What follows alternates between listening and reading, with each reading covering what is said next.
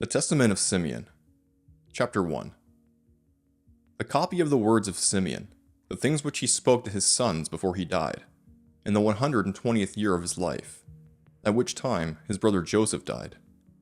For when Simeon was sick, his sons came to visit him, and he strengthened himself and sat up and kissed them, saying, "Listen, my children. To your father Simeon I will make known to you the things that I have in my heart. I was born of Jacob as my father's second son, and my mother Leah called me Simeon, because Yahweh had heard her prayer. Additionally, I became very strong. I recoiled from no achievement, nor was I afraid of anything at all. For my heart was hard, and my liver was immovable, and my bowels without compassion. Because valor has also been given to men in soul and body from the Most High. For in the time of my youth, I was jealous in many things related to Joseph, because my father had loved him beyond all. So I set my mind against him to destroy him, because the prince of deceit sent out the spirit of jealousy and blinded my mind, so that I didn't regard him as a brother, nor did I even spare Jacob my father. But his God, and the God of his fathers, dispatched his angel, and delivered him out of my hands. For when I went to Shechem to bring ointment for the flocks, and Reuben went to Dothan, where all of our stores and necessaries were, my brother Judah sold him to the Ishmaelites. And when Reuben heard these things, he was grieved, for he wished to restore him to our father. But when I heard this, I was incredibly angry with Judah, and that he let him go away alive. And for 5 months I continued to be wrathful against him.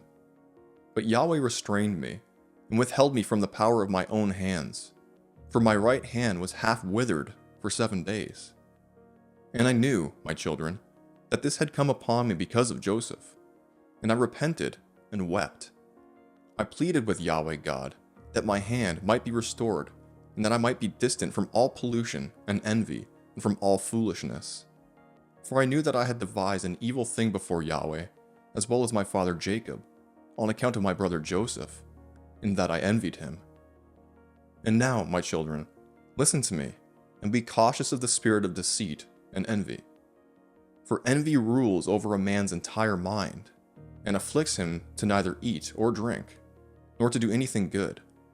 But it strongly persuades him to destroy the man he envies. And as long as he that is envied flourishes, he that does envy the man fades away. For that reason, I afflicted my soul with fasting for 2 years in the fear of Yahweh, and I learnt that deliverance from envy comes by fearing God. For if a man flees to Yahweh, the evil spirit will flee from him, and his mind is spiritually enlightened. And from that time on, he sympathizes with the man whom he envied, and forgives those who are hostile to him, and doing so terminates his envy. Chapter 2. And my father saw that I was sad, and asked what was concerning me. And I said to him, I am pained in my liver. For I mourn more than all of my brothers, because I was guilty of Joseph being sold. And when we went down to Egypt, and Joseph arrested me as a spy, I knew that I was suffering justly, and I did not grieve because of it. Now Joseph was a good man, and had the Spirit of God within him. Being compassionate and pitiful, he carried no malice against me, but loved me even as the rest of his brothers. Accordingly, beware, my children, of all jealousy and envy, and walk in freedom from duplicity of heart, that God may also give you grace and glory, and blessing upon your heads, even as you saw in Joseph's case. All of his days he did not reprimand us concerning this thing, but loved us as his own soul, and beyond his own sons he glorified us, and gave us riches, cattle, and fruits. My children, do this as well. Love each other with a good heart, and the spirit of envy will withdraw from you. For this, jealousy and envy, makes the soul fierce and destroys the body. It causes anger and creates war in the mind. It stirs up the mind and leads it to do deeds involving blood, and brings the mind into a frenzy, and causes tumult to the soul and trembling to the body.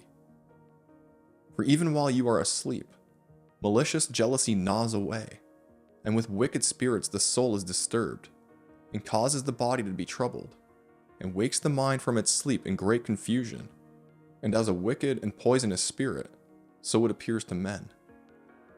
For that reason, Joseph's appearance was pleasant to look at, and attractive to look upon, because no wickedness dwelt in him, for the face manifests some of the trouble of the spirit. And now, my children, make your hearts good before Yahweh, and your ways straight before men, and you will find grace before Yahweh and men. Be cautious of fornication, for fornication is the mother of all evils, creating separation from God, and bringing one near to Beliar. For I have seen it inscribed in the writing of Enoch, that your sons will be corrupted due to fornication, and will do harm to the sons of Levi with the sword. But they will not be able to withstand Levi, for he will wage the war of Yahweh, and will conquer all of your hosts. And they will be few in number, divided in Levi and Judah, and there will be none of you for sovereignty, even as our father also prophesied in his blessings. Chapter 3. Look, I have told you all things, that I may be free from guilt for your sin. Now, if you remove envy and all stiff-neckedness from yourselves, my bones will flourish in Israel in like manner to a rose, and as a lily, my flesh in Jacob, and my odor will be as the odor of Libanus trees, and as cedars will holy ones be multiplied from me forever, and their branches will stretch out far.